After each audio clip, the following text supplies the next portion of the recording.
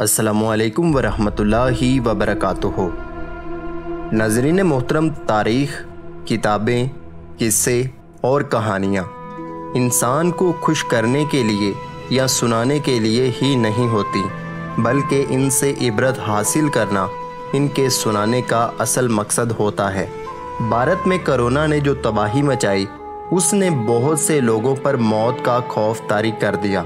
अब इसकी वजह से बहुत से भारतीयों ने एक ऐसा कदम उठाया जिसकी वजह से वो बहुत बड़ी तबाही का शिकार हो सकते हैं, क्योंकि इन्होंने जो कदम उठाया है उसकी मिसाल और नतीजा हमें हज़ारों साल पहले होने वाले एक वाक़े से मालूम होता है, जो कुरान शरीफ के पारा नंबर 2 सूरा बकरा की आयत नंबर 243 में इबरत हासिल करने के लिए बयान किया गया है। आज की वीडियो मालूमात से भरपूर है, इसलिए वीडियो मुकम्मल देखें। तो चलिए शुरू करते हैं अपना मालूमाती सफ़र। ये हज़रत हिज़कील अलैहिस्सलाम की कौम का नहायत ही इबरत अंगेज़ और इंतहाई नसीहत आमोज़ वाक़या है। सबसे पहले ये जान लें कि हज़रत हिज़कील अलैहिस्सलाम कौन थे। ये हज़रत मूसा अलैहिस्सलाम के तीसरे खलीफा थे जो मनसब नबूवत पर फराज किए गए। हज़रत मूसा अलैहिस्सलाम की वफ़ात अक़दस के बाद हज़रत यूशा अलैहिस्सलाम आपके खलीफा अव्वल हुए, जिनको अल्लाह ताला ने नबूवत अता फरमाई। इनके बाद एक और शख्सियत और फिर हज़रत हिज़कील अलैहिस्सलाम मर्तबा नबूवत पर फाइज हुए। हज़रत हिज़कील अलैहिस्सलाम का लक़ब इब्नुल अजूज़ यानी बुढ़िया का बेटा के हैं। ये अपनी कौम की कई सालों तक हदायत का सबब रहे। बनी इसराइल की एक जमात जो हज़रत हिज़कील अलैहिस्सलाम के शहर में रहती थी, उनके शहर में ताउन की वबा फैल जाने की वजह से उन लोगों पर मौत का खौफ तारी हो गया था। ये लोग मौत के डर से सब के सब शहर छोड़कर एक जंगल की तरफ चले गए और वहीं रहने लगे। अल्लाह ताला को इनकी ये हरकत बहुत ज़्यादा नापसंद हुई, चुनांचे रब्बे करीम ने एक अजाब के फरिश्ते को उस जंगल में भेज दिया, जिसने पहाड़ी की एक ओर में जाकर एक चीख मारकर जोर से कहा, मौतो, यानी तुम सब मर जाओ।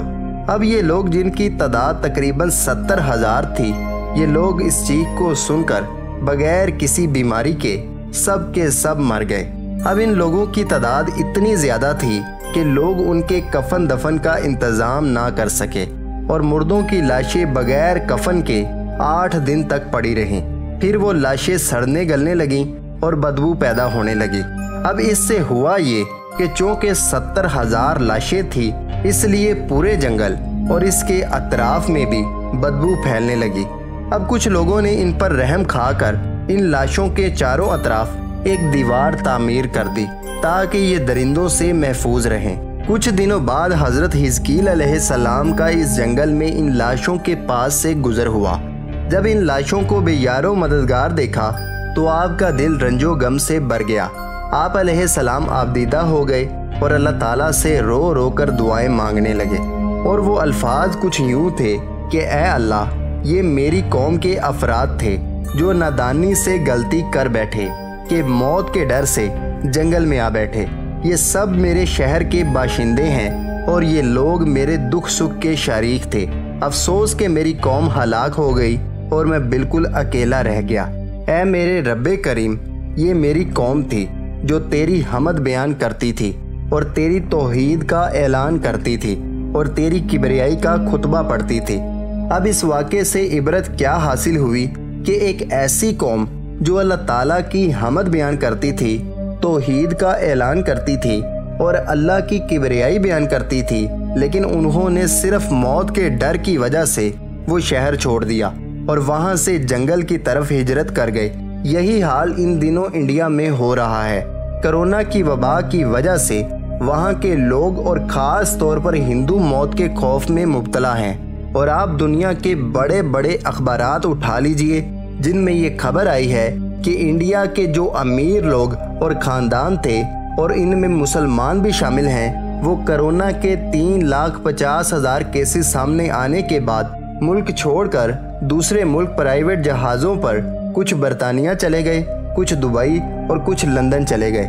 हज़रत हिज़कील अलैहिस्सलाम की कौम ने भी यही गलती की थी। जो आज इंडिया के लोग कर रहे हैं। देखिए, कानून कुदरत सबके लिए एक होता है। हिंदुओं का तो मैं कुछ नहीं कह सकता, लेकिन ये मुसलमानों के लिए लम्हा फिक्रिया है, क्योंकि ये हरकत अल्लाह ताला को सख्त नापसंद है। और ये तमाम मुसलमानों के लिए एक पैगाम है कि मौत के डर से कहीं भागे ना, क्योंकि जहां मौत लिखी हुई है वहां पर आकर ही रहेगी। बजाय इसके कि हम मौत से डरें, हमें चाहिए कि हम मौत की तैयारी करें, ताकि हमें इससे डरने की ज़रूरत ही ना रहे। उम्मीद करता हूं कि ये छोटी सी कोशिश आपको पसंद आई होगी। वीडियो पसंद आए तो वीडियो को लाइक करें, चैनल को सब्सक्राइब करें, अपना और अपने दोस्तों का ख्याल रखें। अल्लाह हाफिज़। अल्लाह ने के बाद।